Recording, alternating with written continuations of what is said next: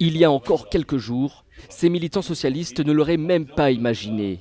Voter dimanche prochain à droite. On a défendu une liste de gauche, donc c'est sûr qu'on ne va pas voter dimanche pour un représentant de la droite, le cœur léger. Et s'ils le font, c'est parce qu'ils veulent empêcher le FN de remporter la région.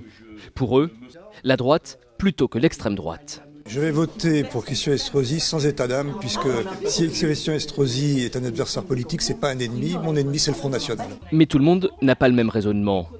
Pour beaucoup, le vote, c'est avant tout à gauche. Ou rien. Il y aura beaucoup de votes blancs.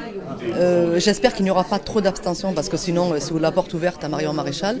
Et il y aura aussi des votes nuls. Donc je pense que beaucoup vont y aller aussi à reculons. J'ai parlé avec beaucoup de gens du 1er, du 2e et du 3e arrondissement de Marseille qui sont des électeurs de gauche et qui auront du mal dimanche à aller voter pour Christian Estrosi. C'est le cas à la gauche de la gauche.